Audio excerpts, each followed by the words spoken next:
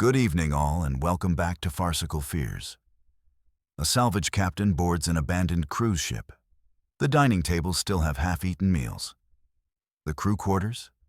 Every bed is made. But there's no one on board. Not a single person. Where did 47 crew members disappear to?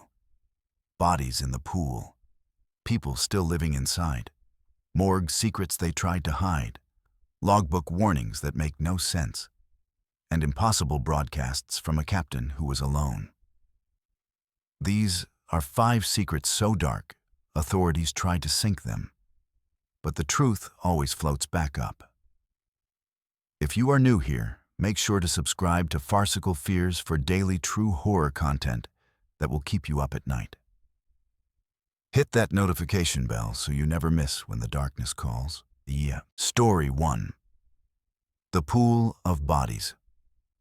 Marco Castellano's flashlight beam cut through the darkness of the drained pool.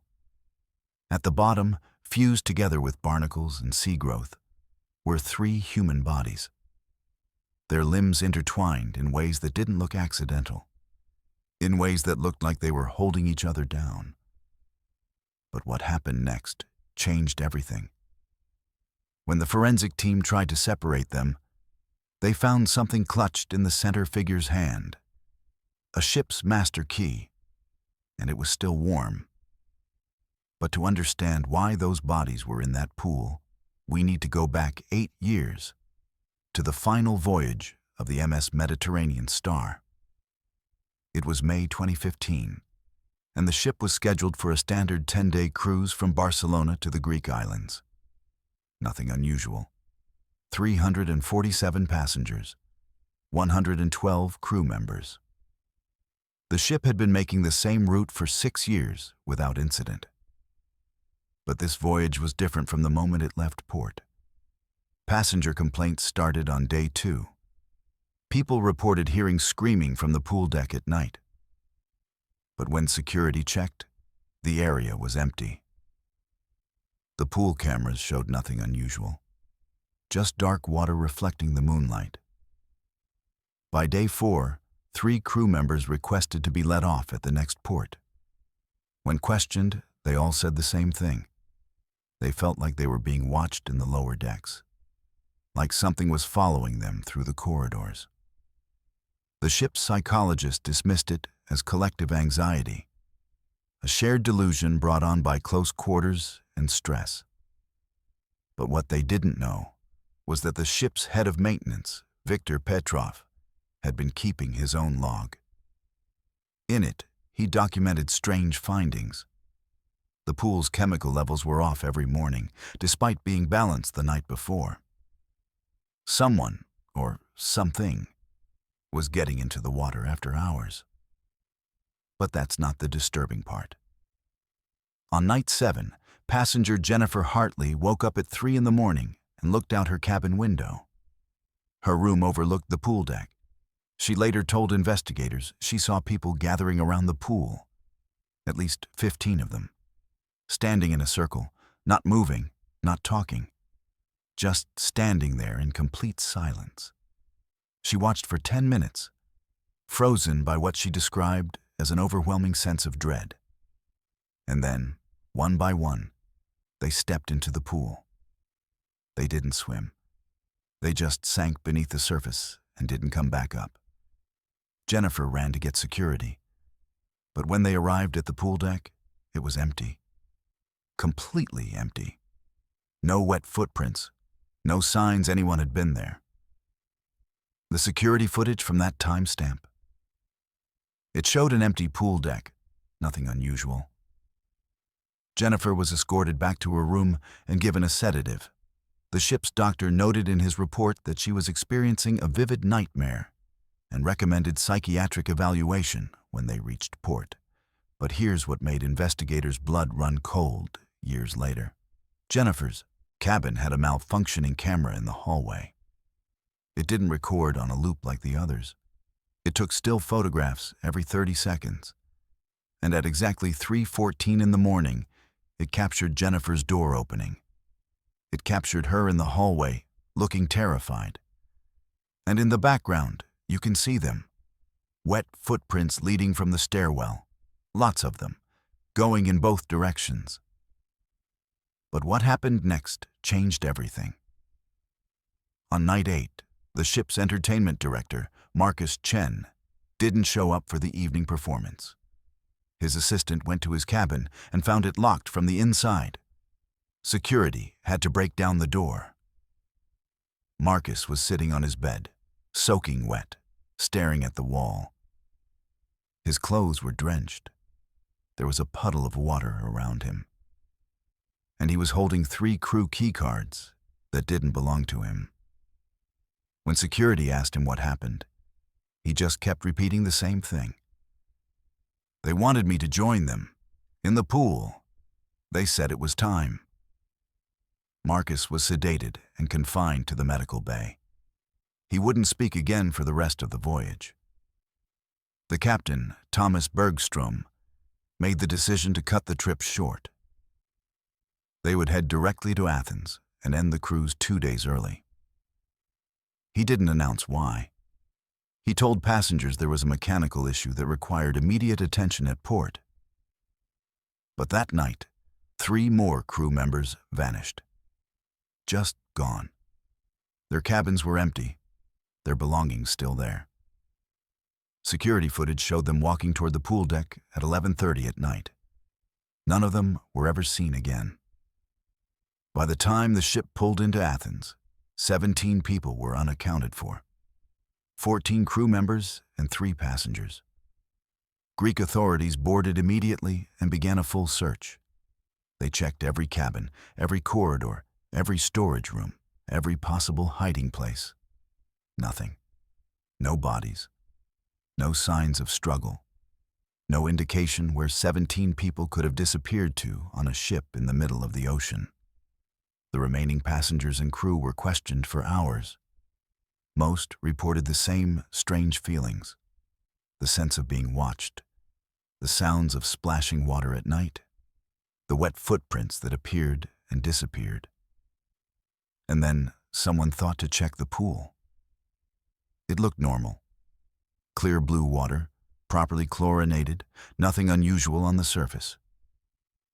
But when the maintenance crew tested the depth, something was wrong. The pool measured 3 feet deeper than it should have. They drained it. And at the bottom, embedded in what looked like years of marine growth, were 3 bodies. But that was impossible. The ship had only been at sea for 8 days. The bodies looked like they'd been underwater for years. Barnacles, algae, coral-like formations covering their skin. The forensic team couldn't explain it. But here's where it gets worse. DNA analysis confirmed the identities. Victor Petrov, the head of maintenance. Marcus Chen's assistant, Linda Soto. And a passenger named David Reyes. All 3 had been reported among the missing.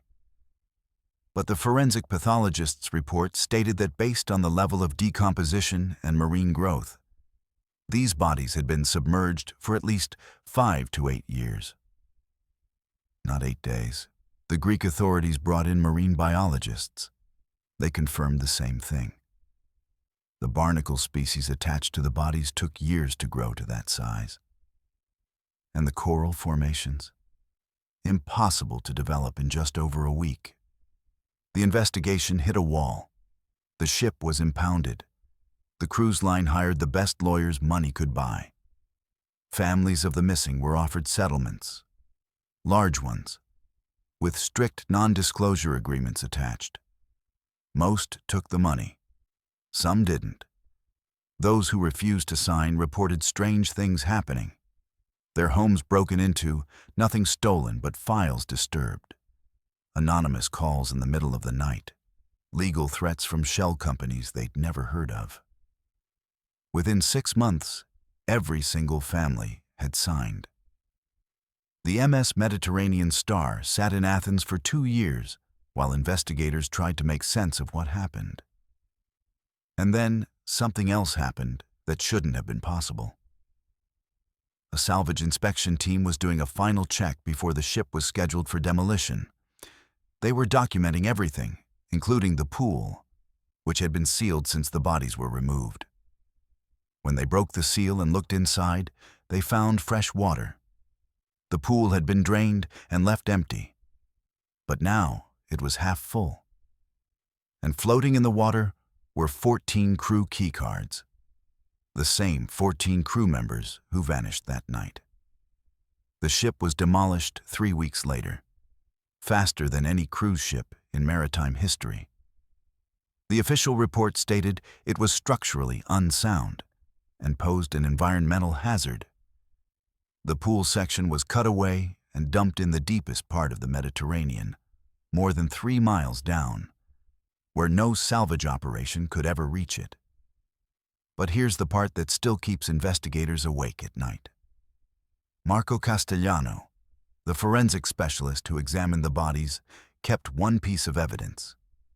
Against protocol, against regulations, he kept the master key that was found in the center body's hand, the one that was still warm when they found it, 8 years after the ship was abandoned.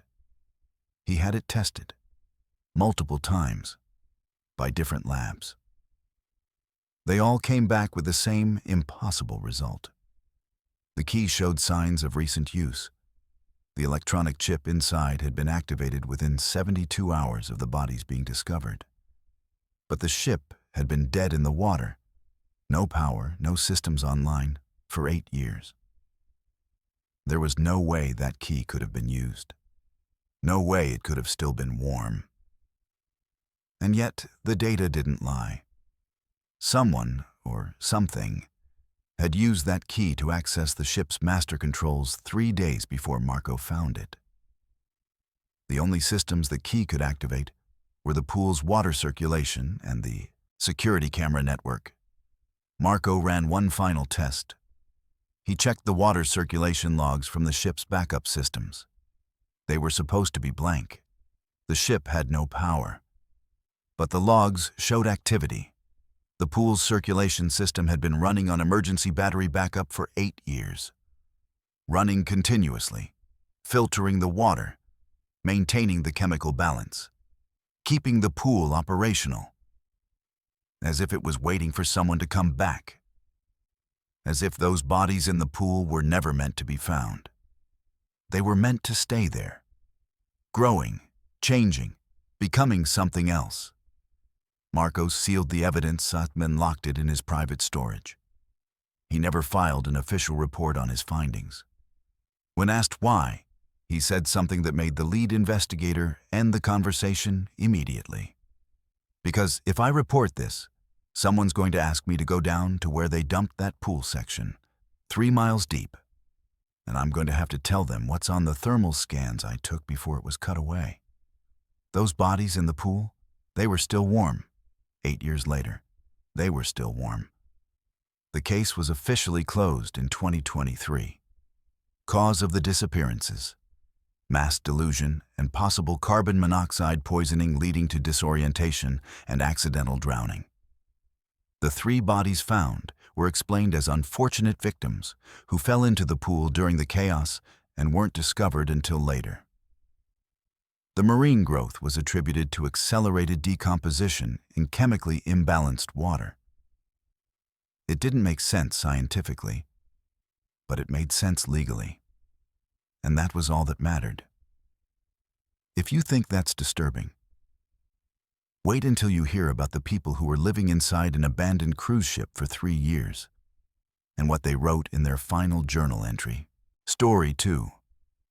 The Stowaway Colony. Dmitry Kovac's hand froze on the rusty door handle. The campfire in the abandoned ballroom was still warm. Fresh footprints in the dust led deeper into the ship. And then he heard it. Breathing. Coming from somewhere in the darkness ahead. But what happened next changed everything. The breathing stopped, and dozens of eyes reflected back from his flashlight beam. But these weren't the eyes of people who wanted to be found. Let me take you back to how Dmitry ended up on that ship in the first place. It was August 2019. and Dmitry and his girlfriend Sarah Chen were urban explorers documenting abandoned places across Europe. They'd heard rumors about a massive cruise ship sitting in a Turkish shipyard, forgotten and left to rot. The Ocean Monarch. It had been abandoned there since 2016 after the cruise line went bankrupt.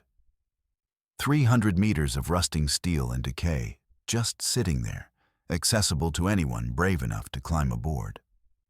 They arrived at the shipyard at dawn. The security was non-existent. Just a rusted fence with a hole cut through it and a guard shack that hadn't been occupied in years. The ship loomed above them like a decaying monument to excess. 8 decks of luxury turned to rot. Dmitry started filming as soon as they climbed the boarding ramp. Everything about it looked like every other abandoned ship they'd explored. Peeling paint, mold-covered carpets, shattered chandeliers hanging at odd angles. Nothing unusual. But then they reached the crew quarters on deck 3. And that's when they noticed the first strange thing. Fresh water bottles, empty ones, scattered on the floor. The labels were in Arabic and Turkish. And they weren't old. The plastic hadn't degraded. The labels weren't faded. Sarah picked one up and checked the expiration date. It was from 6 months ago. Someone had been here recently. But here's where it gets worse. They found more signs of recent habitation as they went deeper. A makeshift sleeping area in what used to be a storage room. Blankets that weren't moldy. A camping stove that still had fuel. Canned food stacked neatly in a corner. Dmitry thought maybe it was maintenance workers or security doing rounds and camping overnight.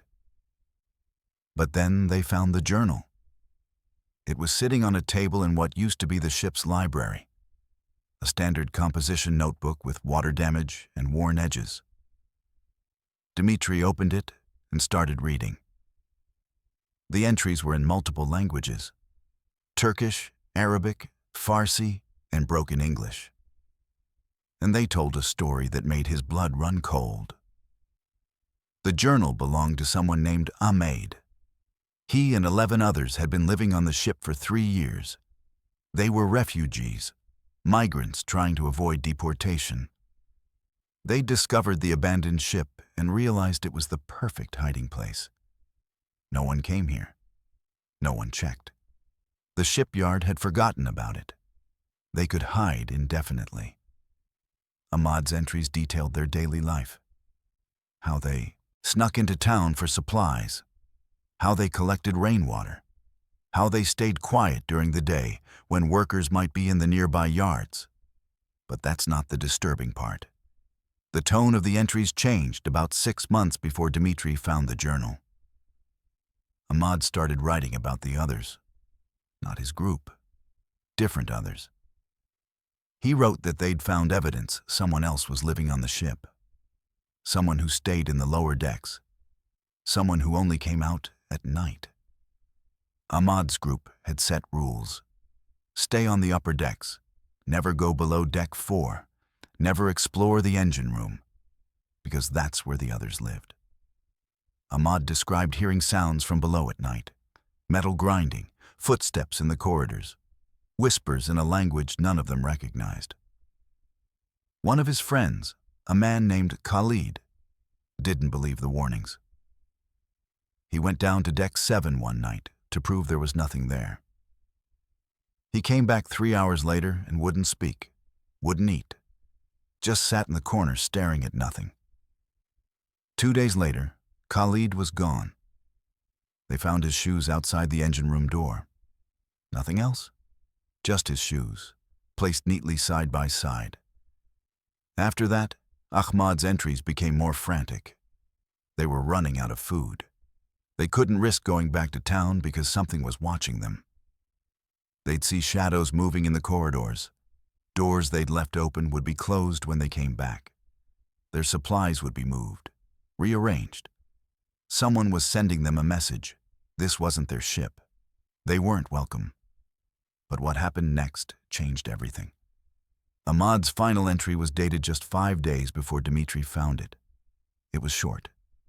just 3 sentences. They came up last night. Took Fatima and Omar. We're leaving at dawn. If you find this, don't go below deck 4. Dimitri showed the journal to Sarah. She wanted to leave immediately, but Dimitri was convinced it was just stories. Scared people seeing things that weren't there. He wanted to explore more, get footage of the lower decks.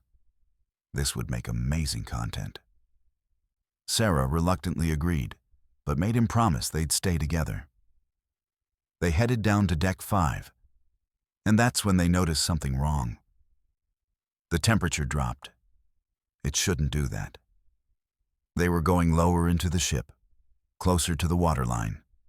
It should have been warmer. But it was cold, like refrigerator cold. The corridors on deck 5 were different, darker. The emergency lights that still flickered on the upper decks were dead down here. Only their flashlights cut through the darkness. And there was a smell. Not rot or mold like the rest of the ship. Something else. Something metallic and bitter. Like old blood mixed with rust. Sarah grabbed Dimitri's arm. She heard something. Movement ahead of them. Dimitri pointed his camera forward and hit record. The footsteps were getting closer. Multiple sets. Coming from different directions, front and behind. They were being surrounded. And then they saw the crude weapons. Pipes sharpened to points, pieces of broken glass wrapped in cloth handles, makeshift knives. They were leaning against the walls. Dozens of them. Someone had been preparing for something, or defending against something. But here's what made investigators' blood run cold. The weapons weren't old. They weren't rusty or covered in dust. They looked recently made, recently used. Some still had dark stains on them. Dimitri wanted to go deeper. He was convinced they'd find answers in the engine room. But Sarah was done. She turned to head back up to the main deck, and that's when they heard it. The breathing. Heavy and wet, like someone with a chest infection. Coming from everywhere and nowhere at once. Dimitri spun around with his camera. The corridor behind them was empty. But they could hear it. Close. So close.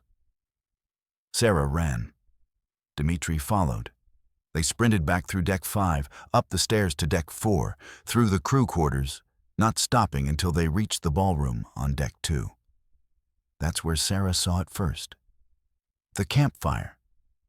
It was in the middle of the ballroom. A small fire contained in a circle of stones. Still burning. Still warm. Fresh smoke rising to the ceiling. Someone had been here minutes ago. Maybe seconds ago. Surrounding the fire were personal items. Backpacks, blankets, food containers, and photographs. Dozens of them. Taped to the walls. Photos of people, men, women, some children. All of them looking directly at the camera with the same expression. Fear. Pure terror. Like they were being forced to pose for these pictures. But what happened next changed everything. Sarah noticed the footprints. In the dust around the campfire. Leading away from them. Leading deeper into the ballroom where the light didn't reach. She grabbed Dimitri and pointed. He raised his flashlight. And that's when they saw them. The eyes. Dozens of them. Reflecting the light back like animals. But they were too high off the ground to be animals. They were standing, watching, not moving, not making a sound. Just standing there in the darkness. Watching them. Dimitri's camera was still recording. He didn't speak, didn't move. He just stood there filming as the eyes slowly started moving closer. Sarah screamed. She grabbed his arm and pulled him toward the exit. They ran. Through corridors, upstairs, not looking back, not stopping. They could hear footsteps behind them, lots of them, running, chasing, but not catching up, like they were hurting them. making sure they went the right direction, toward the exit, off the ship. They made it to the boarding ramp and ran down to solid ground. Dmitri turned back with his camera one last time. The ship was silent. No movement. No sound. But he swears he saw them, standing at the railings on multiple decks, just watching them leave. He counted 17 people, maybe more, all of them thin, gaunt, wearing torn clothes, standing perfectly still. And then one by one, they stepped back into the shadows and disappeared. Dmitri and Sarah went straight to Turkish authorities. They brought the journal. They showed them the footage. The police seemed concerned at first. They said they'd send a team to investigate. 2 days later, the police called them back. They'd searched the ship, found nothing. No campfire, no weapons, no photographs, no evidence anyone had been living there. The journal? They'd kept it for analysis, but weren't optimistic about finding anyone. They suggested Dmitri and Sarah had experienced a shared hallucination brought on by the toxic mold common in abandoned ships. But here's what kept Dmitri awake at night. He checked the footage when they got back to their hotel. All of it. Every minute from the moment they entered the ship until they fled. The audio was there. The breathing. The footsteps. The sounds of movement, all captured clearly. But the video? The moment his flashlight hit those eyes in the ballroom, the camera glitched. Static. Nothing but digital noise for 37 seconds. When the image came back, they were already running. No eyes. No people. Nothing but darkness. His camera had never malfunctioned before.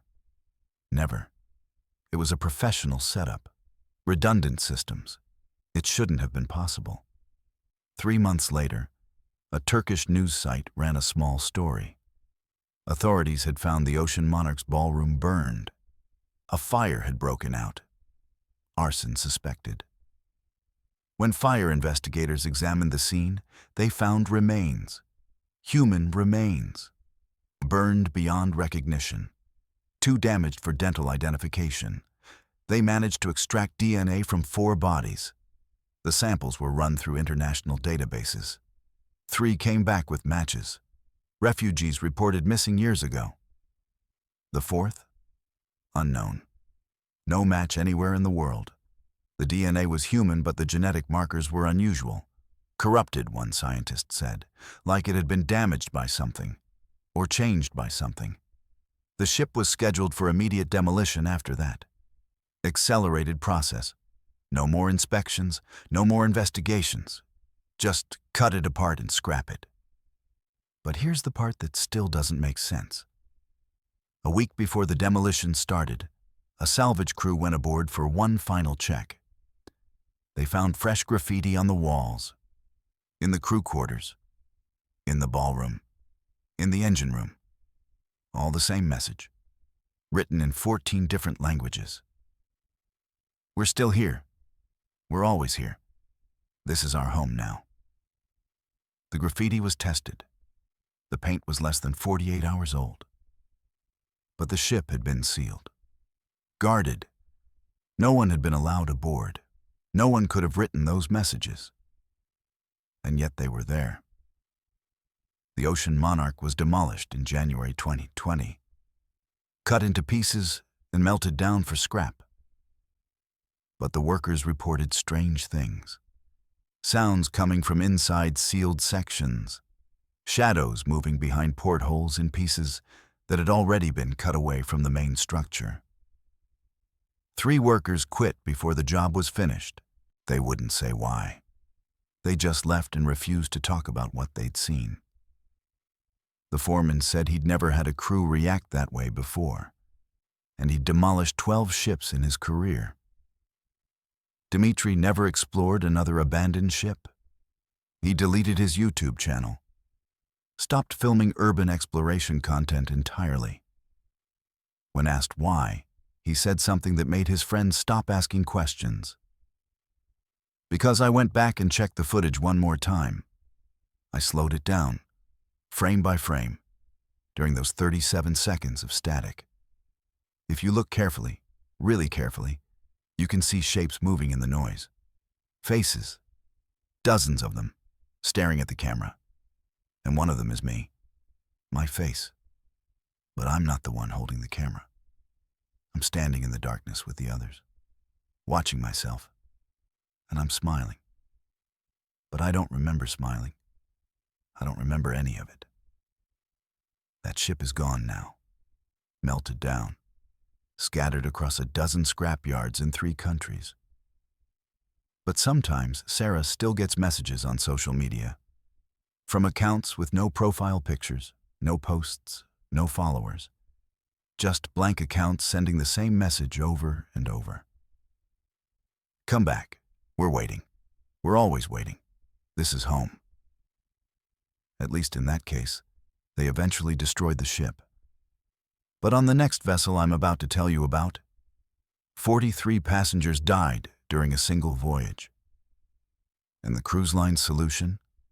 Store their bodies in the walk-in freezer, next to the food, for 5 days. Story 3. The morgue overflow.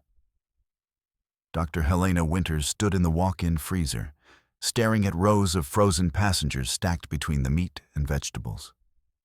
43 bodies. The morgue could only hold 6, and the ship was still 5 days from port. But what happened next changed everything. The cruise line director walked in, looked at the bodies, and said 4 words that still haunt her. This never happened. Understood? But let me tell you how it got to that point. It was September 1996, and Dr. Winters had just started her contract as the chief medical officer aboard the Oceanic Dream. It was her first cruise ship assignment. 7-day voyage from Miami to the Caribbean and back. 2,300 passengers, 870 crew members. She'd been briefed on the common medical issues: seasickness, minor injuries, heart attacks in elderly passengers, standard stuff.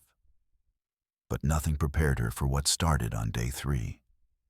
It began with a passenger named Margaret Holloway, 72 years old, came to the medical bay complaining of severe nausea and vomiting.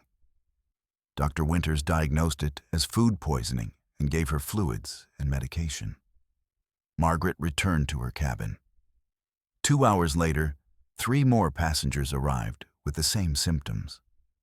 By dinner time that evening, the medical bay had seen 47 cases, all presenting with acute gastroenteritis, violent vomiting, severe diarrhea, dehydration.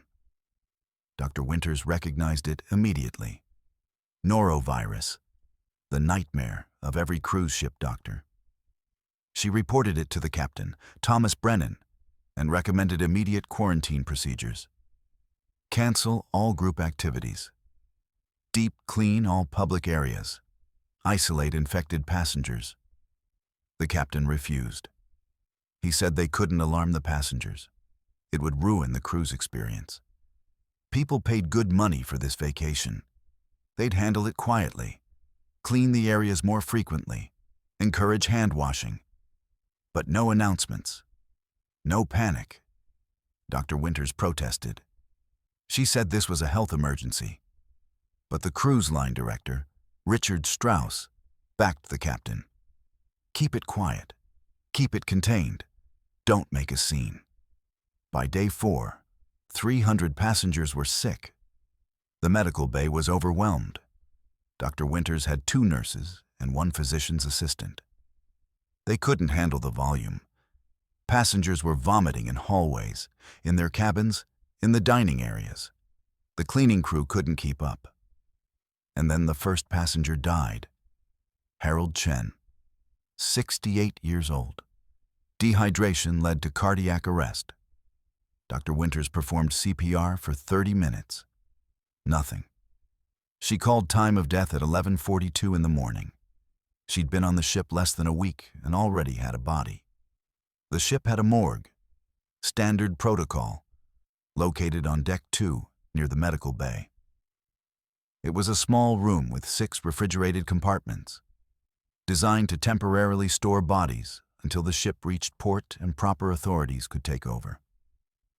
Harold Chen went into compartment 1. Dr. Winters filed the death report and contacted the family.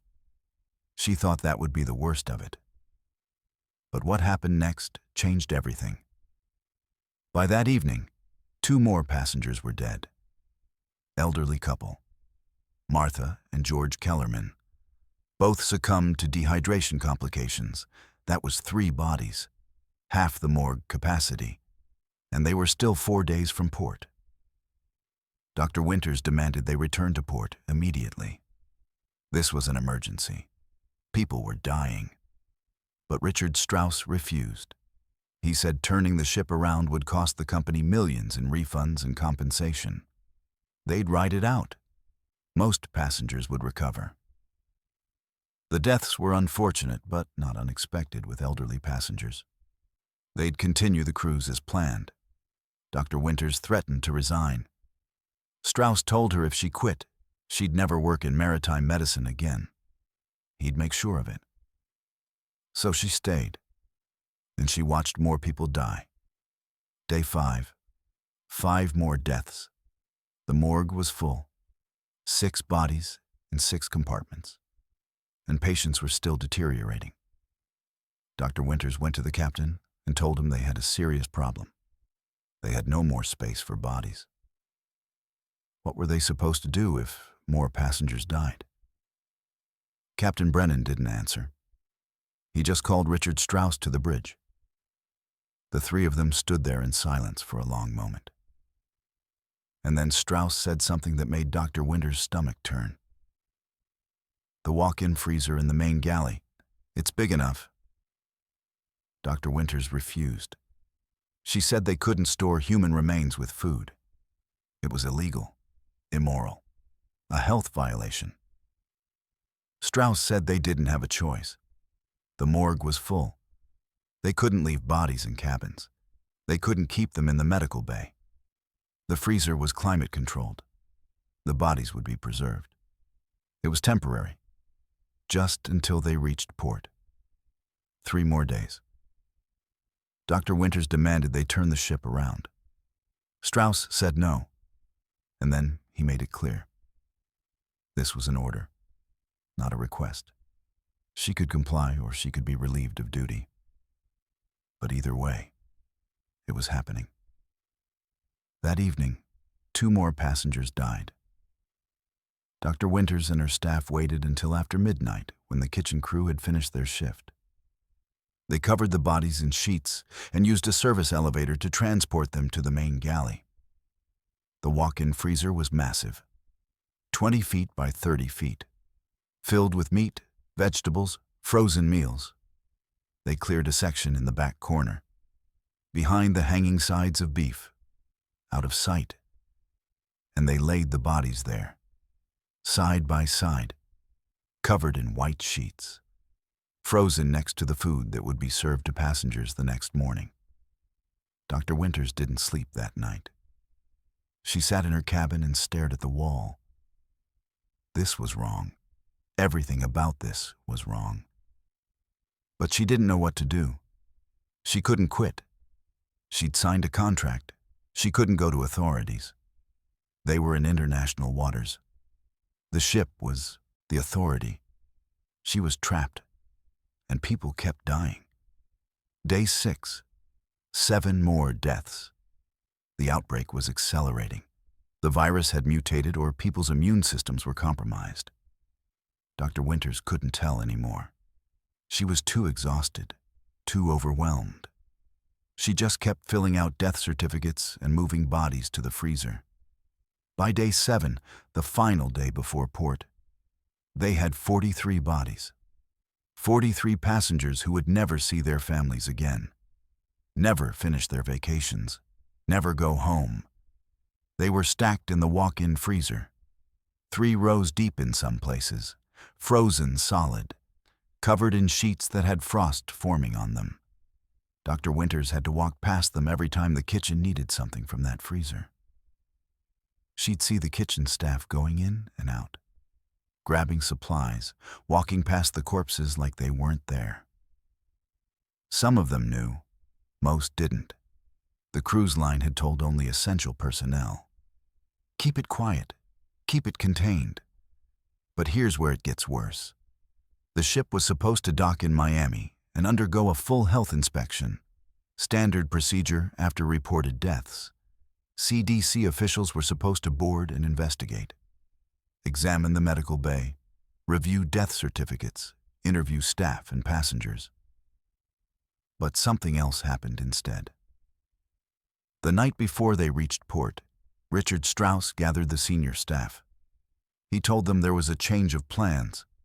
They wouldn't be docking in Miami. They were being rerouted to a private port in the Bahamas. Company-owned. No U.S. jurisdiction. No CDC. No investigations. Dr. Winters protested. She said they had a legal obligation to report the deaths to American authorities. Strauss said the deaths occurred in international waters.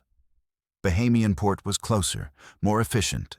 Families would be notified. Bodies would be released. Everything by the book. Just different books. Dr. Winters knew it was a cover-up. They were hiding the outbreak, hiding the bodies, hiding the evidence. She threatened to report it herself when they docked. Strauss smiled and said she was welcome to try. But she should know that every death certificate she'd signed was a legal document.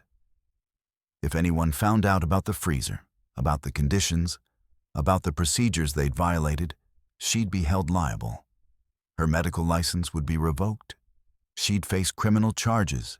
He'd make sure of it. The ship docked in Nassau. Private facility. No customs, no health officials. Just company representatives and a fleet of unmarked vans. The bodies were removed under cover of darkness, loaded into the vans, taken somewhere.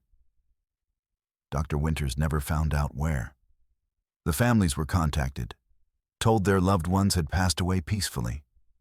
Natural causes, old age, heart attacks, complications from pre-existing conditions.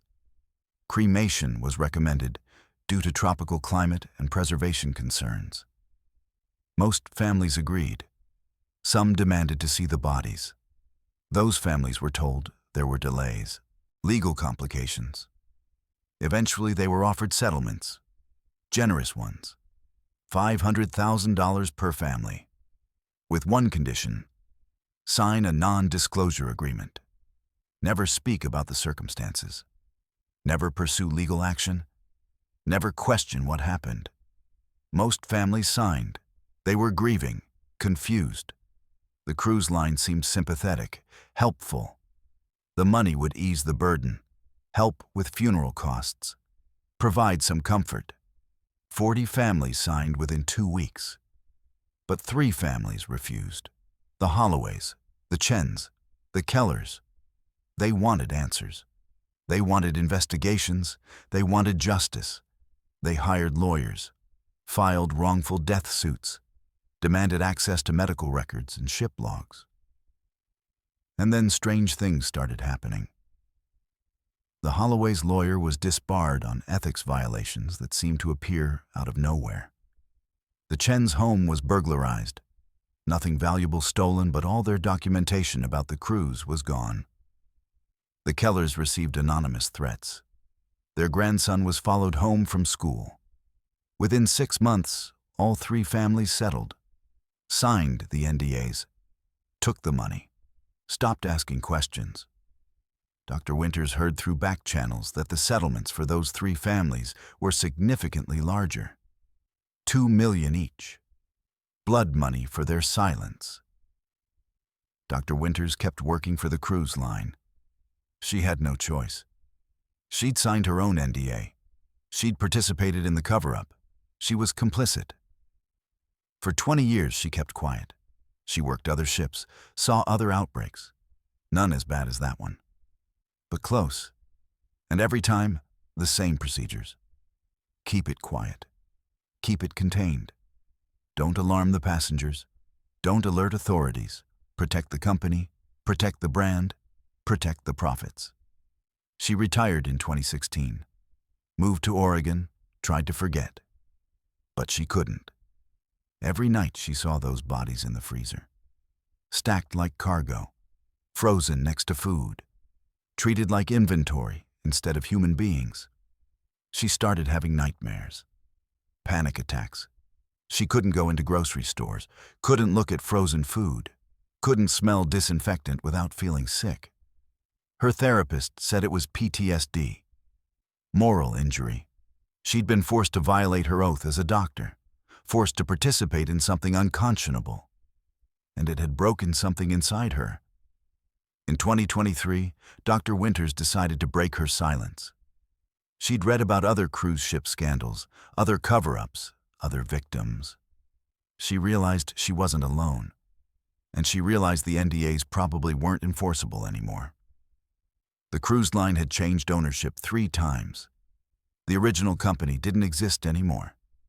So she contacted a journalist, told her story, provided documentation, medical logs, death certificates, everything she'd kept as insurance.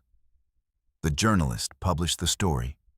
It made headlines for 1 week. Cruise ship doctor exposes deadly outbreak cover-up. Families demand new investigations. Lawyers threaten lawsuits. And then it went quiet. The story disappeared. No follow-up articles, no investigations, no consequences. Dr. Winters received a letter from a law firm she'd never heard of.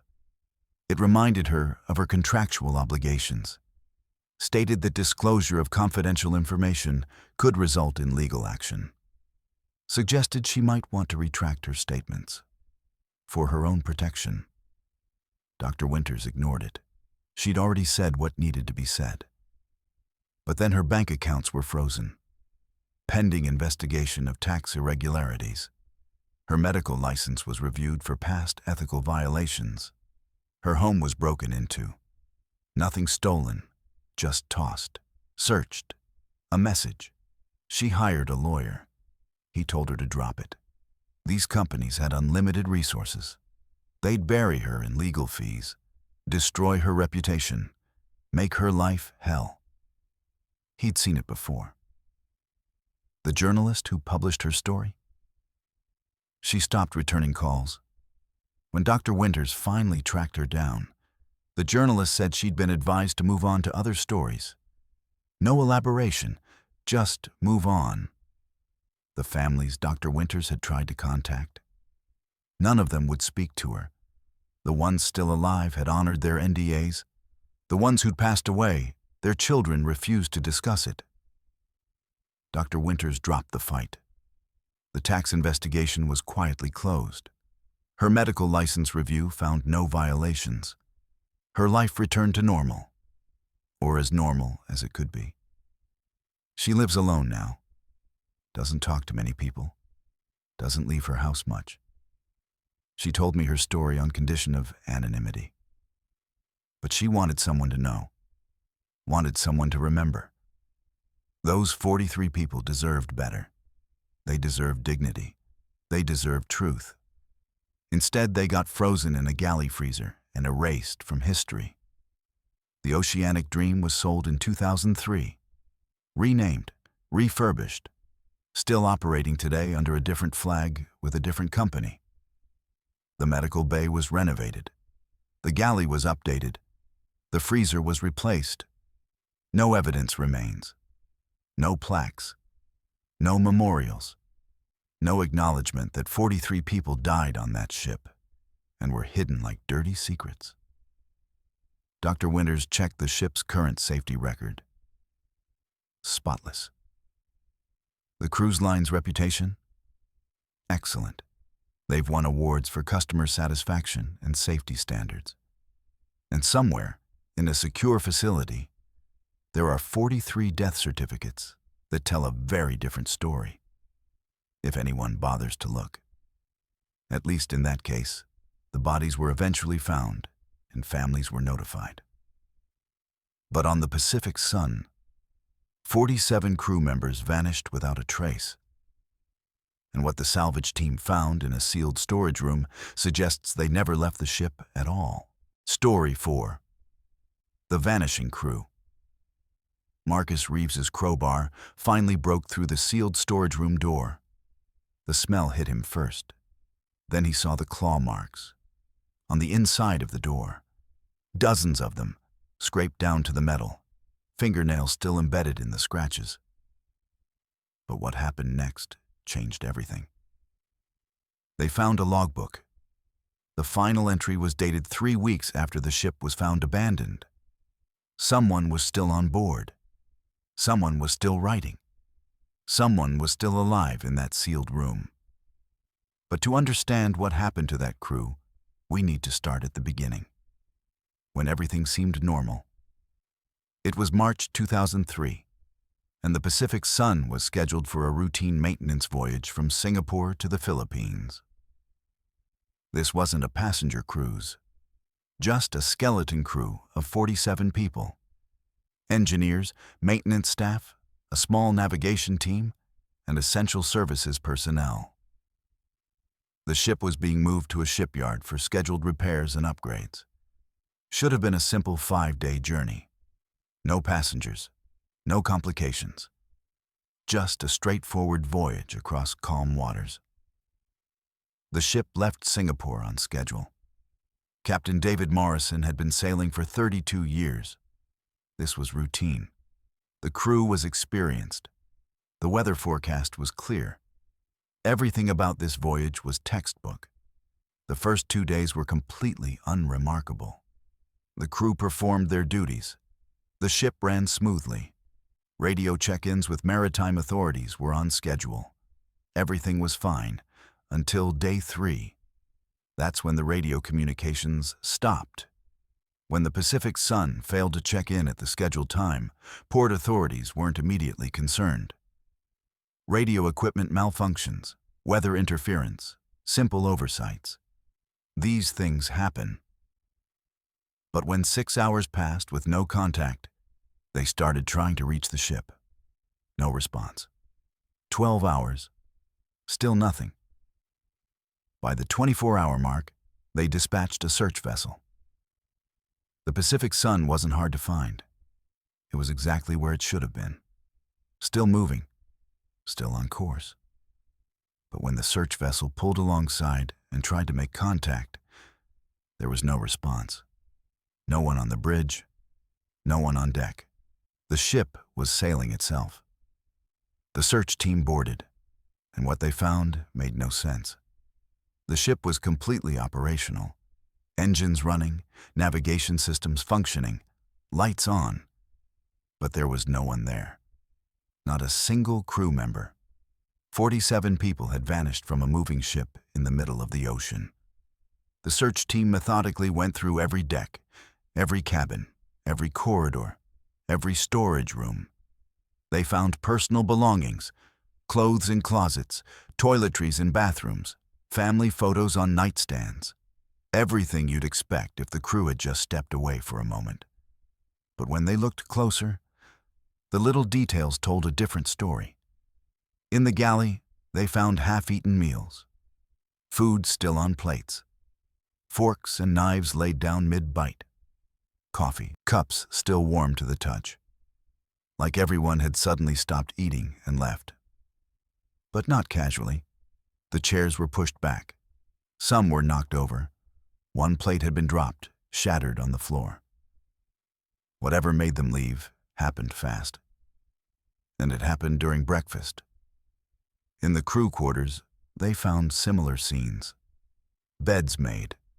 Some unmade, like people had just gotten up. But personal items were scattered, drawers pulled open, clothes on the floor, like people had been searching for something, or packing in a hurry. One cabin had a shaving kit still open in the bathroom.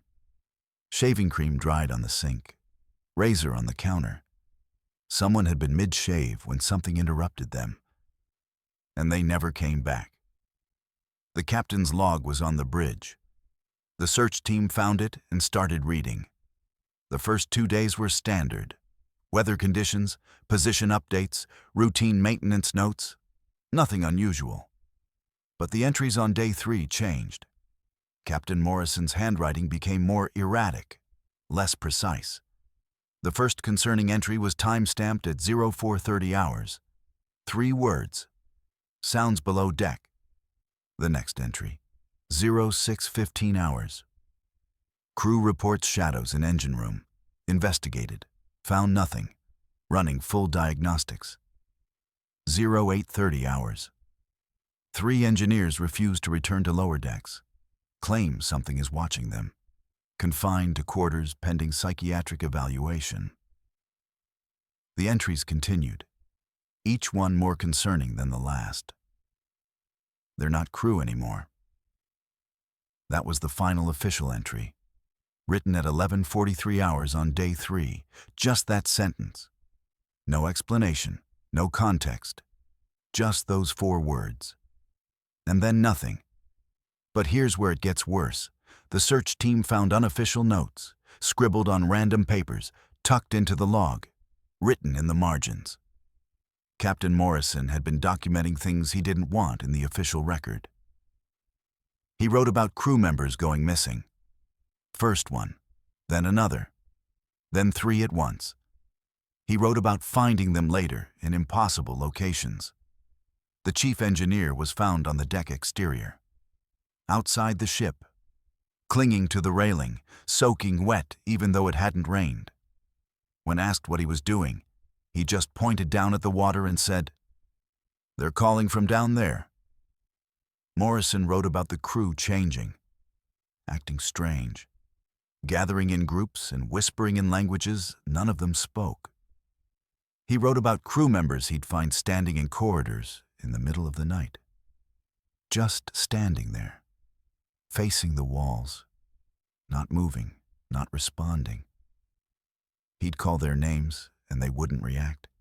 He'd touch their shoulders and they'd turn around with blank expressions, like they didn't recognize him, like they weren't really there anymore.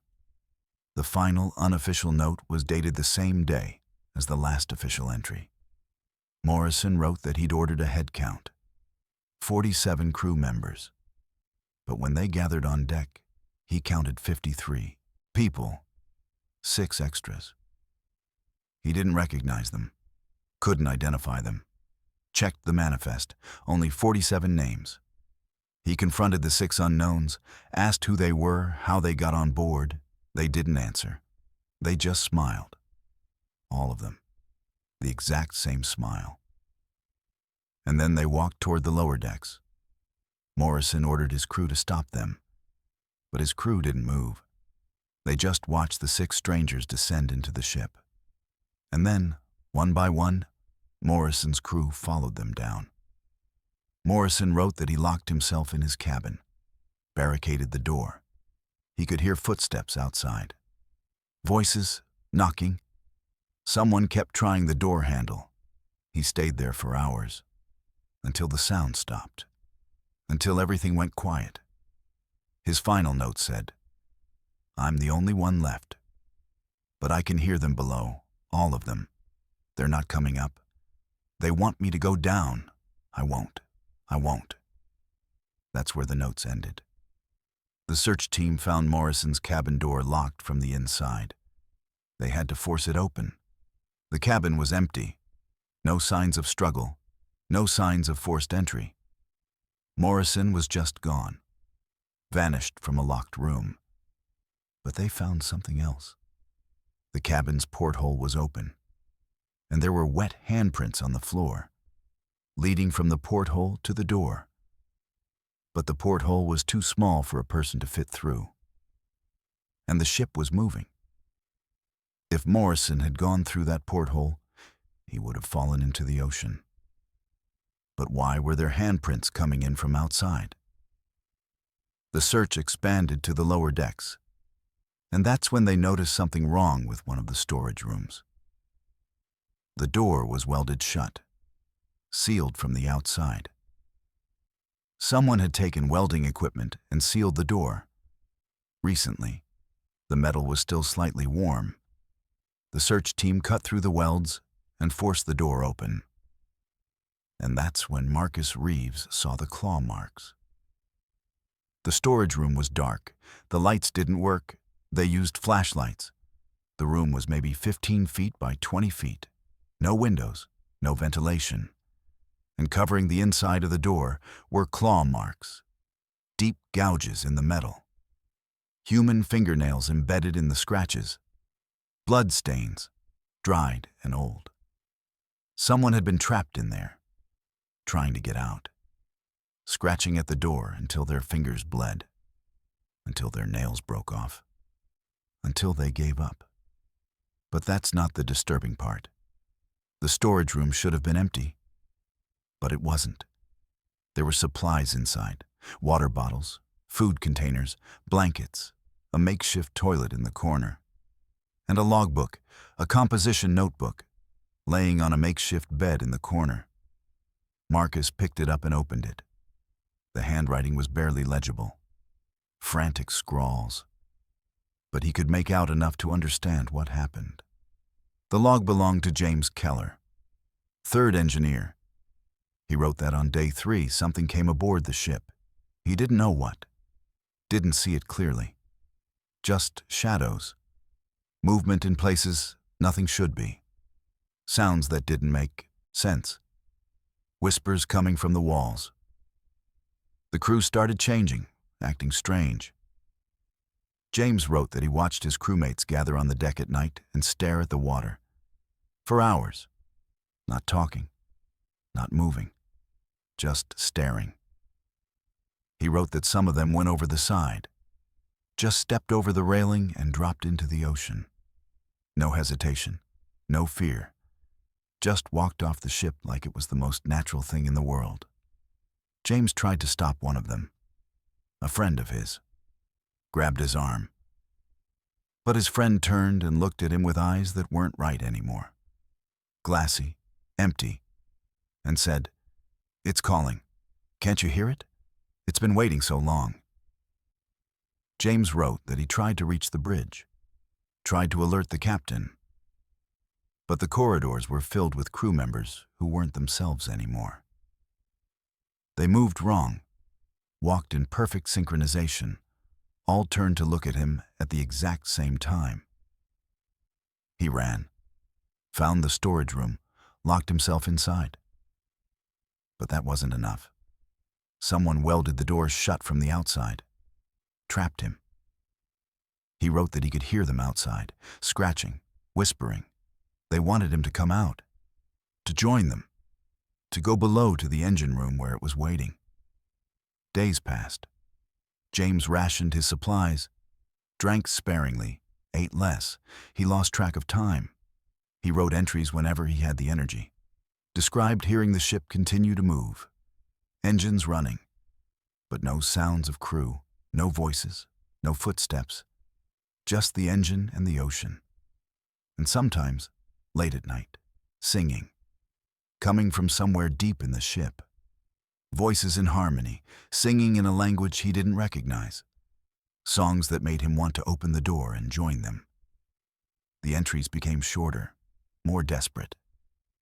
James wrote that he was running out of air. The room was sealed.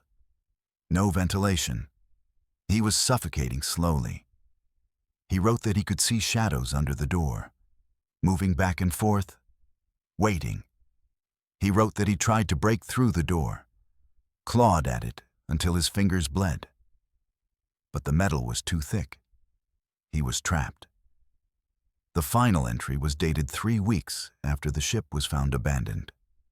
3 weeks after maritime authorities boarded and found it empty. James wrote, "They're inside the room now. I don't know how. The door is still sealed, but I can see them in the corners, in the shadows. They're smiling. They're reaching for me. It doesn't hurt anymore. It's almost peaceful. They're right. It was calling. It's been waiting. I can hear it now. Under the water. Under the ship. It's been here the whole time. We were never alone. We were never safe. It followed us from the deep places. And now we're part of it. All of us. Forever. That was the final entry. Marcus closed the logbook. The search team examined the room more carefully. And they found something that shouldn't have been possible. Scratches on the walls, recent ones. Not from the door. From the walls themselves. Like someone had been scratching the walls for weeks, carving messages. Most were incoherent. Random symbols, drawings that didn't make sense. But one message was clear. Scratched over and over in different places. Still here, still waiting. Come down. DNA tests were run on the biological material found in the room. Blood, hair, skin under the embedded fingernails.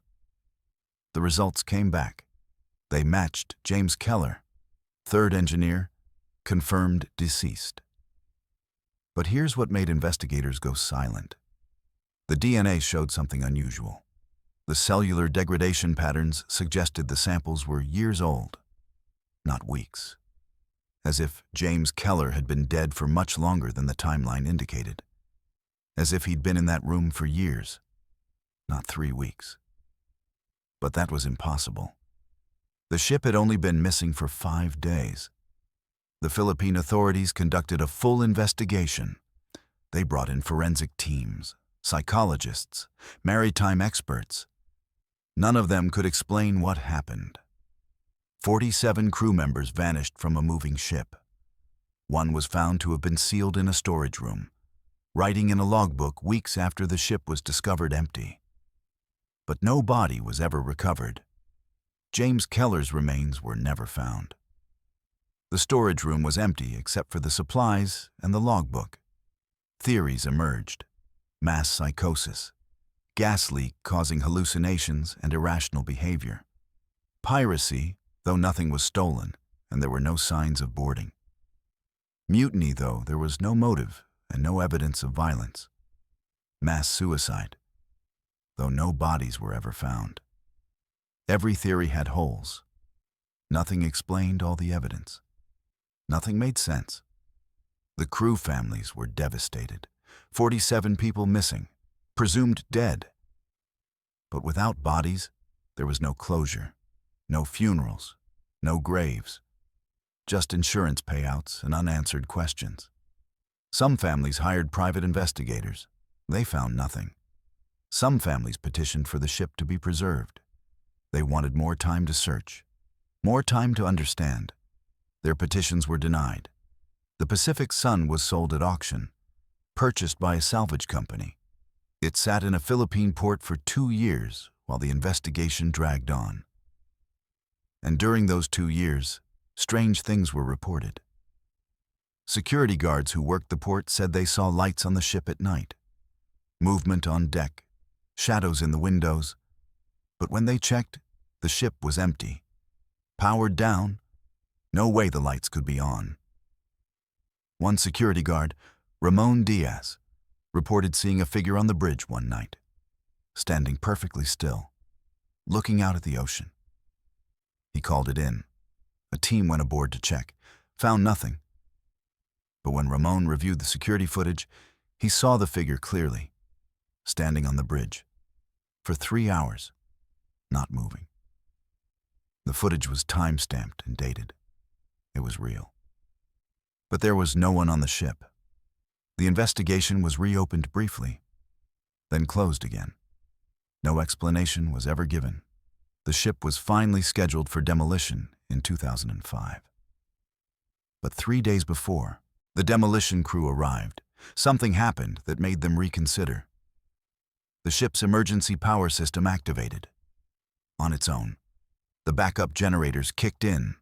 Lights turned on throughout the ship. The bridge systems powered up. And the ship's horn sounded. 3 long blasts. The international signal for distress. Port authorities boarded. Found nothing. No one had been there. The power systems had activated spontaneously. No explanation, no cause. The demolition went ahead. But the crew reported problems. Equipment malfunctions, tools going missing. Workers reported hearing voices in sealed compartments. Feeling watched. One worker refused to continue. said he'd seen someone in the engine room, standing in the shadows, staring at him. When other workers went to check, there was no one there. The worker quit, never came back. The ship was cut apart in sections, each section examined, each section scrapped. But the workers kept finding strange things. Personal items that shouldn't have been there. Photographs of the missing crew found in impossible locations. Sealed areas that hadn't been opened since the ship was new. The photos showed the crew posing together, smiling. But something was wrong with the images. The faces were off, too still, too perfect, like mannequins wearing human skin. The final section to be demolished was the engine room. The workers approached it cautiously. Something about it felt wrong. The temperature near that section was colder than it should have been. The metal was ice cold to the touch, even in the tropical heat. When they cut into it, they found something that made them stop work immediately. The walls inside the engine room were covered in writing, carved into the metal. Thousands of words, in dozens of languages, all saying the same thing over and over. It's still here. It's always been here. It's waiting. Come down. Come home. The demolition was completed ahead of schedule. The engine room section was immediately melted down. No photographs were taken. No documentation was preserved. The workers were paid double and told to sign NDAs. Most of them did. A few refused and spoke anonymously to investigators. They described finding evidence of habitation in the engine room. Recent evidence. Food wrappers, water bottles, blankets. Like someone had been living there. For years. In a ship that had been under constant surveillance. In sections that had been sealed and cut off from the rest of the ship. It didn't make sense. It couldn't be real. But they all saw it. They all knew what they found. The case is still officially open. Unsolved. 47 missing persons. No bodies recovered. No definitive explanation. The official report lists it as probable mass abandonment. The theory is that the crew suffered collective panic due to unknown environmental factors and abandoned ship using life rafts. But no life rafts were deployed. None were missing. The report doesn't address that. It doesn't address a lot of things. Marcus Reeves kept the logbook. Against protocol, against regulations. He wanted someone to read it. Someone to know. He had it analyzed. The handwriting matched James Keller's known samples. The paper was from 2003. The ink was consistent with ballpoint pens available at that time. Everything about it was authentic. Except the timeline. Except the impossible entries dated weeks after the ship was empty. Marcus retired from salvage work in 2007. He still has the logbook, locked in a safe in his home. He's shown it to a few people. Researchers, journalists, paranormal investigators. No one has ever been able to explain it. And Marcus has one more piece of evidence he doesn't share with anyone.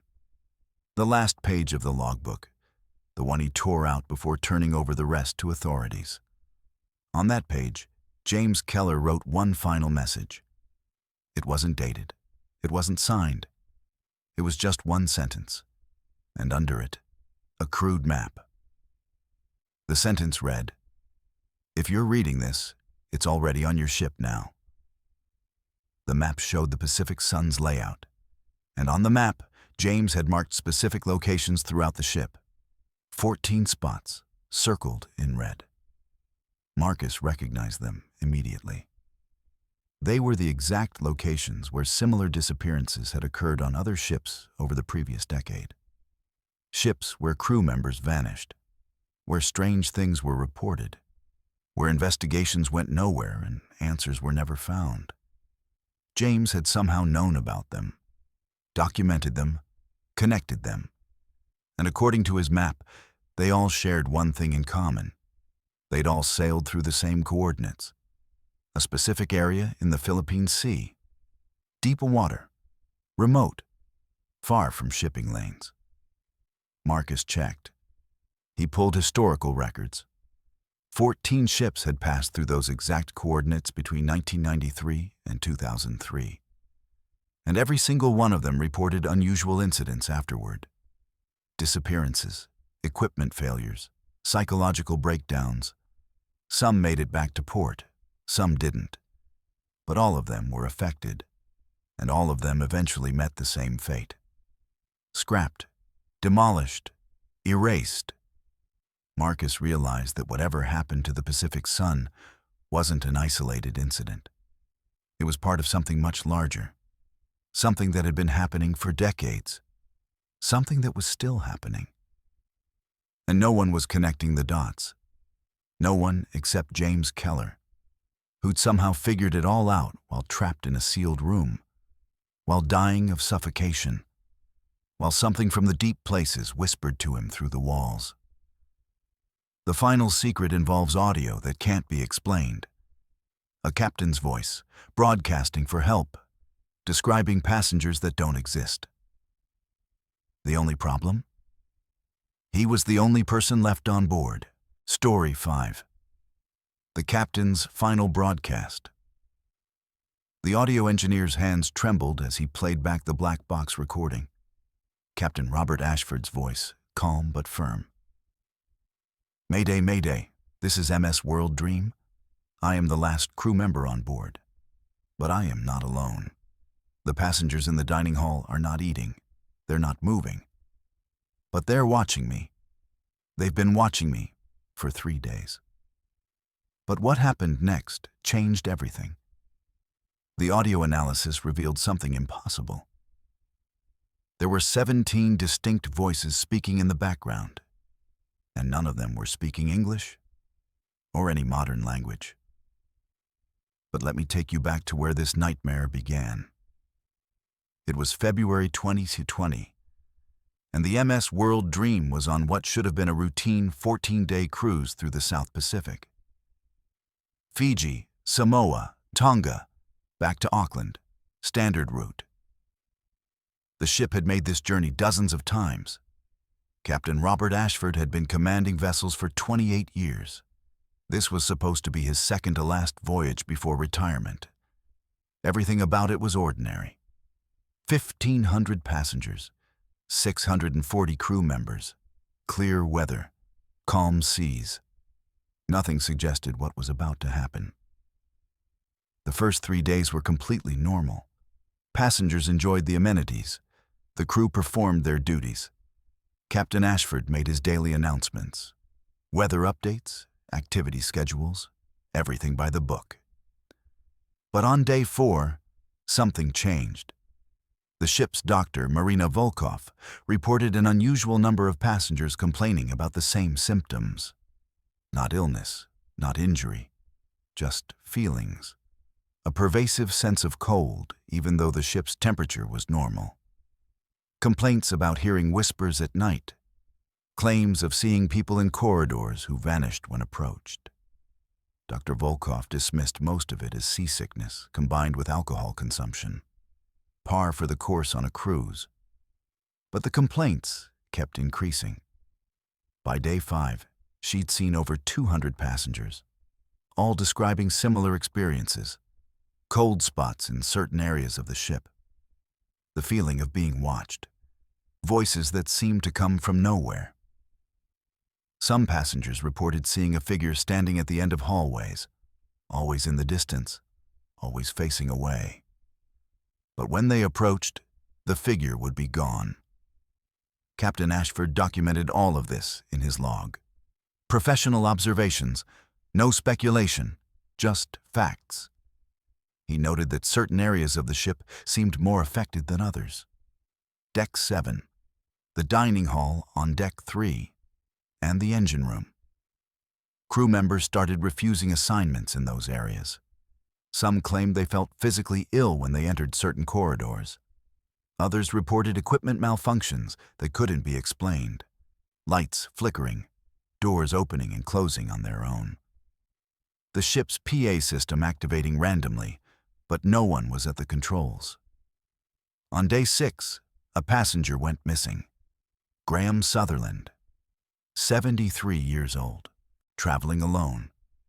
His cabin steward found his room empty during the morning service. Bed hadn't been slept in. Personal belongings still there. No note, no indication where he'd gone. Ship security initiated a full search. Every deck, every public area, every restricted zone. They found Graham 6 hours later, standing on the pool deck, in the middle of the night, soaking wet even though he wasn't near the pool. When security approached him, he didn't respond. Just stood there, staring at the water. They brought him to the medical bay. Dr. Volkov examined him. Physically, Graham was fine, but mentally something was wrong. He wouldn't speak, wouldn't make eye contact, just stared at nothing with this blank expression. When Dr. Volkov finally got him to talk, all he said was, "They want to go home. They've been here too long. They're so cold." She asked who he was talking about. Graham looked at her with tears streaming down his face and said, "The ones in the water. The ones in the walls. They're everywhere. Can't you see them?" Graham was sedated and kept under observation. But that's not the disturbing part. Over the next 24 hours, 7 more passengers were found in similar states, standing in random locations throughout the ship, soaking wet, unresponsive. All of them eventually said similar things. They saw people, passengers who weren't on the manifest, crew members who didn't exist, figures standing in impossible places. And all of them kept mentioning the cold, how cold everything was, how the cold was spreading, how it was coming from below. Captain Ashford called an emergency meeting with senior staff. They needed to make a decision: turn back to port or continue the voyage.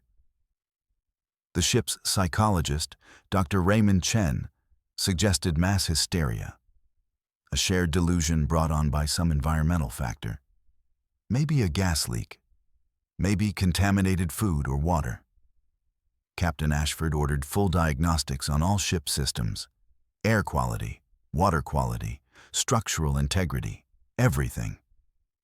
The results came back normal. Nothing was wrong with the ship, but something was definitely wrong on the ship. On day 8, 3 crew members vanished: Chief Engineer Marcus Vega, Assistant Purser Linda Morrison, and a cabin steward named David Park. They were last seen during the evening shift.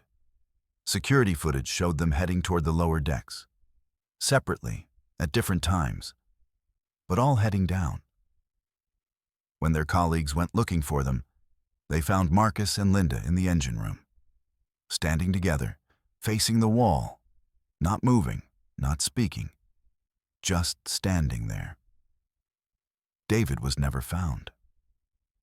Captain Ashford went down to the engine room himself. He found Marcus and Linda exactly where security reported. He called their names. No response. He physically grabbed Marcus by the shoulder and turned him around. And what he saw made him take several steps back. Marcus's eyes were open, but he wasn't there. The person looking back at Captain Ashford wasn't Marcus anymore. The captain described it in his log as looking into the eyes of something wearing Marcus's face. Something that didn't understand how faces were supposed to work. Marcus and Linda were brought to the medical bay, restrained for their own safety. Dr. Volkov ran every test she could: neurological exams, blood work, brain scans using the ship's limited equipment. Everything came back normal. But they weren't normal. They wouldn't eat, wouldn't sleep, just sat there and stared. Sometimes they'd move their lips like they were speaking, but no sound came out. Other times they'd all move in perfect synchronization, turn their heads at the exact same moment, blink at the exact same time, like they were being controlled by something else. But what happened next changed everything. On day 9, Captain Ashford made the decision to evacuate the ship. This was beyond his experience, beyond his training. People were missing. People were changed. Something was fundamentally wrong, and he couldn't explain it. He ordered all passengers and crew to muster stations, emergency evacuation procedures. They would deploy lifeboats and transfer everyone to a nearby cargo vessel that had responded to their distress call. Everyone would leave. Everyone would be safe. And then authorities could deal with whatever was happening on this ship. The evacuation took 6 hours, 1,500 passengers, 640 crew members, all accounted for except for the 12 who'd vanished or been affected. They were secured in the medical bay under sedation. Captain Ashford made the difficult decision to leave them on board temporarily. They couldn't be safely moved in their condition. The plan was to get everyone else to safety first. Then a specialized team would return for the affected individuals. By midnight, the ship was empty except for Captain Ashford and the 12 in the medical bay. He'd insisted on being the last one off. Maritime tradition. The captain stays with his ship. He made a final walkthrough of the vessel, making sure everyone was truly gone, making sure all the evacuation equipment was properly stowed on the lifeboats, making sure the ship was secure. And that's when he noticed something wrong. The ship was too quiet. Not just empty quiet, wrong quiet. Like the silence was thick, oppressive, like it was waiting for something. He returned to the bridge to make his final log entry before leaving. And that's when he saw them. Passengers in the dining hall. He could see them through the bridge windows, dozens of them, sitting at tables, not eating, not talking, just sitting there, perfectly still. Captain Ashford felt his heart racing. The ship was empty. Everyone had evacuated. There shouldn't be anyone in the dining hall. He grabbed his radio and called ship security. No response. He called the medical bay. No response. He was alone. But he wasn't alone. He decided to investigate, against every instinct telling him to leave, to get off the ship, to call for help. He went down to the dining hall. When he arrived, it was empty. No passengers, no tables set, just an empty room. But he'd seen them, clear as day from the bridge. He checked the security footage. The cameras showed an empty dining hall. Nothing. But he knew what he'd seen. He went back to the bridge, and there they were again, sitting, waiting, watching. But when he looked with his eyes instead of through the window, the hall was empty. Captain Ashford documented all of this in his log. His handwriting was shaky, uncertain. He wrote that he was beginning to understand what the passengers had been experiencing.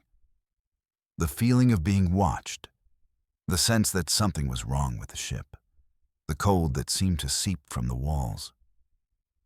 He wrote that he should leave, get off the ship immediately. But he felt compelled to stay, to understand, to figure out what was happening. He wrote, "I need to check the lower decks. I need to find David. I need to know." That was his last official log entry.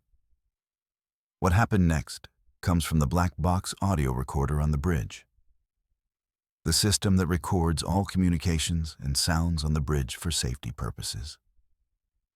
The recording continues long after that final log entry, and what it captured has never been fully explained. Captain Ashford's voice, broadcasting Mayday calls, describing impossible things, pleading for help, and in the background, other voices, whispering, chanting, speaking in languages that shouldn't exist. The first clear broadcast came 6 hours after the evacuation. Captain Ashford's voice. "This is MS World Dream. Captain Robert Ashford. I am the only person on board. I need assistance. There are passengers in areas of the ship. I don't know how they got here. They weren't on the evacuation. They're not responding to communication. I need backup. I need help. The Coast Guard responded, asked for his position, asked for clarification. Captain Ashford gave his coordinates, confirmed he was alone, confirmed the ship had been evacuated, but insisted there were people on board. The next broadcast came 2 hours later. Captain Ashford's voice was different. Strained, frightened. Mayday, Mayday, MS World Dream. The passengers are everywhere. They're in the corridors, they're in the cabins, they're on the decks. But they're not real. They can't be real. I've checked the manifest. I've checked the evacuation logs. Everyone left. Everyone is accounted for. But they're here. Hundreds of them. And they're not moving. They're just standing there, watching, waiting. The Coast Guard tried to maintain contact, tried to talk him through it, suggested he might be experiencing exhaustion, stress, hallucinations, told him help was on the way. A rescue vessel was 4 hours out. Just stay on the bridge. Stay safe. Don't engage with anything he sees. Captain Ashford acknowledged, said he'd wait, said he'd be fine. But then the broadcasts started becoming more frequent, more desperate, more detailed about what he was seeing. And the background audio started changing. Audio analysts later examined the recordings. They isolated the background sounds, and they found voices, lots of them, whispering, speaking, singing. At first they thought it was interference, radio crosstalk. But the patterns didn't match. These were distinct voices, coming from inside the ship, coming from the bridge itself, speaking in languages the analysts couldn't immediately identify. They brought in linguistic experts, historians, researchers, and slowly they started finding matches. Some of the voices were speaking ancient Phoenician, a language dead for over 2,000 years. Some were speaking Sumerian, even older. Some were speaking languages that had no modern equivalent, languages that predated recorded history. The analysts couldn't explain it. There was no reason these sounds should be on the recording. No reason Captain Ashford's radio should be picking up broadcasts in dead languages. Unless they weren't broadcasts. Unless they were actually there, on the ship, speaking to him, or speaking through him. The final clear broadcast came 12 hours after the evacuation. Captain Ashford's voice. Mayday, Mayday. This is MS World Dream. I am the last crew member on board. But I am not alone. The passengers in the dining hall are not eating. They're not moving. But they're watching me. They've been watching me for 3 days. The Coast Guard responded, told him the rescue vessel was 2 hours away. Hold on. Stay on the bridge. But Captain Ashford kept talking. I went down to the engine room. I found David. He's been there the whole time. He's not dead. But he's not alive either. He told me things. He told me what this ship really is. What we've been sailing over. What we woke up. The Coast Guard asked for clarification. What did David say? What did Captain Ashford mean? But the response was broken, interrupted by static and those background voices getting louder. Captain Ashford said, "The ship passed over something 3 days ago. Deep water, ancient water. Something that's been sleeping down there for thousands of years. And we woke it. Our engines, our noise, our presence. We disturbed it. And it followed us. It's not on the ship. It is the ship now. It's in the walls, in the systems, in the structure. And it's been calling to others like it.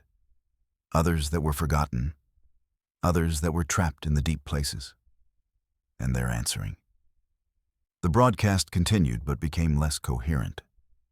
Captain Ashford's voice mixed with the other voices, sometimes speaking English, sometimes speaking those ancient languages, sometimes not speaking at all. Just sounds. Moaning, crying, screaming. The Coast Guard tried to maintain contact, tried to guide him through it, but he wasn't responding to them anymore. He was responding to something else. The final words clearly attributed to Captain Ashford came 14 hours after evacuation. I understand now. I see what they see. I feel what they feel. They're not evil. They're not malevolent. They're just old. So incredibly old. And they're lonely. They've been alone in the dark for so long. And we're warm. We're light. We're life. And they want that. They need that. They're trying to remember what it was like. Trying to remember how to be. How to be. And then his voice cut off.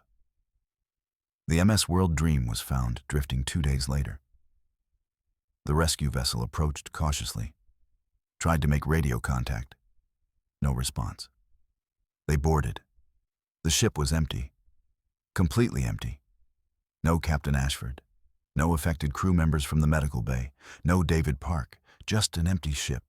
Still running, still powered, still operational, but abandoned. The only sign anyone had been there recently was the captain's log on the bridge, open to the final entry, and next to it, a cup of coffee. Still warm. The search team checked every deck, every cabin, every storage room, every possible hiding place. They found personal belongings. They found the ship's documentation. They found everything except people. The medical bay still had restraints set up for the affected crew, but they were empty, undone from the inside, carefully, not torn or forced, just unbuckled. Like the people wearing them had calmly removed them and walked away. The black box was recovered. The audio was analyzed. The recordings were verified as authentic. Captain Ashford's voice was confirmed through voice print analysis. The background voices were confirmed as real sounds captured by the recording equipment. Not added later, not interference. Real sounds that occurred on the bridge of that ship. The linguistic analysis confirmed the ancient languages, confirmed the impossibility of it, but provided no explanation for how or why. The investigation hit walls at every turn. Maritime authorities, naval experts, scientists, psychologists, paranormal researchers. Everyone had theories. None had answers. Some suggested mass hysteria that affected the captain after the stress of the evacuation. Some suggested toxic substances in the ship's systems that caused hallucinations. Some suggested covert military experimentation. Some suggested something far stranger. But no theory fit all the evidence. No explanation accounted for everything that happened. The ship was held in quarantine for 6 months. Tested extensively. Environmental analysis, structural analysis, psychological analysis of the spaces. Everything came back normal. The ship was perfectly functional, safe, clean. There was no physical evidence of anything abnormal, except for one detail that investigators couldn't explain. The temperature in certain areas of the ship was consistently lower than it should be. Deck 7, the dining hall, the engine room. These areas measured 10 to 15 degrees colder than the rest of the ship, and no amount of heating could bring them up to normal temperature. The cold persisted, unaffected by external attempts to warm the spaces, like it was coming from somewhere else, somewhere deeper, somewhere the heating systems couldn't reach. The affected crew members who'd been sedated in the medical bay were never found. Their families were notified, declared missing at sea, presumed dead, but no bodies, no evidence, just gone. Captain Ashford's family received his personal effects, his log, his commendations, his retirement papers he'd never get to file. His wife said he'd been excited about retiring, about finally spending time at home, about leaving the ocean behind. She said he'd seemed different after this voyage. The few communications she'd had with him before the evacuation. He seemed distant, distracted, like something was bothering him. But he wouldn't say what. David Park's family demanded answers. They hired private investigators. They demanded access to all ship records, all audio recordings, all documentation. They were given everything, and they came to no conclusions. David's mother said she knew something had happened to her son, something beyond a simple disappearance. She said she could feel it, that he wasn't dead, not in the traditional sense, but he wasn't alive either, not in the way we understand life. She said he was somewhere else, somewhere between, and sometimes, late at night, she could hear him calling for help, but from very far away, from very deep down. The MS World Dream was scheduled to be sold and refurbished, put back into service under a new company, new ownership, new crew, fresh start. But something else happened that changed those plans. The ship was docked in Singapore, awaiting sale. Security was minimal, just basic patrols. On one of those patrols, a guard heard something. Voices, coming from inside the ship. He called for backup. 3 guards boarded, found nothing. But they all heard it. Whispers, coming from everywhere and nowhere. And music, faint, like an old recording, playing from deep within the ship. They searched for the source, found nothing. No PA system active, no radios, no phones, no equipment that could produce those sounds. But they could hear it, clear as day. The guards left, refused to go back on the ship. The security company sent a different team. They reported the same experiences. Sounds, voices, the feeling of being watched. Cold spots that moved, shadows in corridors that shouldn't have shadows. The company recommended immediate sale and departure. Get the ship away from Singapore. Let it be someone else's problem. But before the sale could be finalized, something else happened that forced a different decision. A cargo ship passing the docked MS World Dream reported seeing lights on board, movement on the decks, figures standing at railings. But the ship had no power. It had been disconnected from shore power days earlier. It was completely dark, dead. There was no way there could be lights. The report was investigated. The ship was boarded, again. And again they found nothing. But this time they found something new. Writing, on the walls, in the corridors, written in what looked like ash or soot. Strange symbols, words in multiple languages. The writing hadn't been there the day before. The ship had been sealed. No one had been on board. But the writing was fresh, recent, still slightly warm to the touch. The decision was made to scrap the ship immediately. No sale, no refurbishment, just destroy it. The World Dream was towed to a demolition facility in Bangladesh. And even during the tow, strange things were reported. The tow crew refused to stay on the ship overnight. They'd work during the day, but at sunset, they'd return to the tow vessel. They said the ship felt wrong at night, like it was waking up, like something inside it was moving, gathering, waiting. The demolition began in December 2020, but the workers reported problems from day one: equipment malfunctions, cutting torches that would go out for no reason, generators that would fail, workers who'd hear their names being called from inside sections of the ship they hadn't cut into yet. Some workers refused to continue, said they saw people inside the ship, standing in sections that had been sealed, sections that were impossible to access. Management dismissed the claims, attributed them to superstition, paid bonuses for workers willing to continue. Most took the money. Some refused and left. The ship was cut apart section by section, each piece hauled away, melted down, recycled. The demolition took 3 months, longer than similar ships.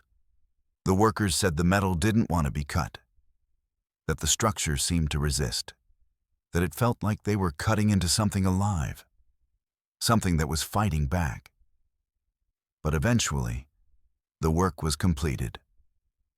The MS World Dream ceased to exist as a ship, just scattered pieces, melted steel, recycled components, dispersed across the world. The official story was complete. Case closed. Ship destroyed. Mystery ended. But 1 year later, something happened that reopened every question. A cruise ship, different company, different route, reported strange occurrences. Passengers complaining about cold, about whispers, about seeing figures that weren't there. Crew members behaving strangely, standing in corridors, staring at walls, speaking in languages they didn't know. The incidents escalated over several days, until the captain made the decision to evacuate everyone off the ship. Emergency procedures. Get everyone to safety. The evacuation was successful. Everyone accounted for except the captain. He'd insisted on being last, but he never made it off. The ship was found drifting days later, empty, except for a single audio log. The captain describing passengers that weren't there, describing voices in ancient languages, describing something that followed them from deep water, something old, something that was learning, something that was spreading.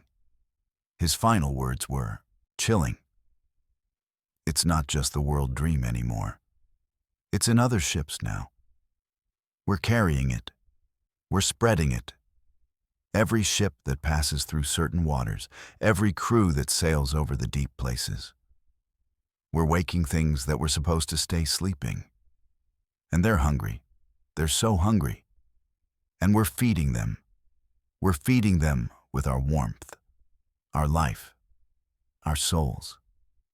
The audio was classified. The investigation was sealed. The cruise line paid settlements. The ship was demolished. And the pattern continued. Every few months, a new report, a new ship, a new crew describing the same things. The whispers, the cold, the figures, the voices in dead languages. Maritime authorities have noticed. They've been tracking the incidents, but they're not publicizing them. They're not warning the industry. They're just watching, documenting, waiting to see how far it spreads, how many ships become affected, how many crews vanish into whatever exists in those deep, ancient waters. Captain Ashford was never found. Neither were any of the affected crew from the World Dream. They're still listed as missing, presumed dead. But there are reports, unconfirmed, unofficial, from other ships that pass through those same waters. Reports of seeing figures standing on the decks of empty ships. Figures that wave, that call out, that beg to be picked up. But when rescue vessels approach, the figures disappear. And anyone who boards those ships starts hearing the voices, starts feeling the cold, starts changing, until they become one more missing crew member, one more unexplained disappearance, one more story that maritime authorities file away and never fully investigate. The black box audio from the World Dream is still classified, stored in a secure facility, but copies exist, leaked, analyzed, studied, and everyone who listens to it long enough reports the same thing.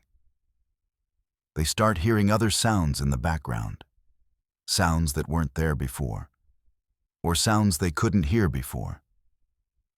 Voices calling their names, whispers telling them to come to the water, to go deep, to find what's waiting. And some of them do. Some of them book passage on cruise ships, or get jobs on cargo vessels, or join naval crews. And they sail out, and they never come back. And the pattern continues. The voices spread. The cold deepens. And something very old continues to wake up in the deep places of the ocean. Something that's been waiting for thousands of years. Waiting for us to come close enough. Waiting for us to listen. And now that we have, it's not going to let us leave.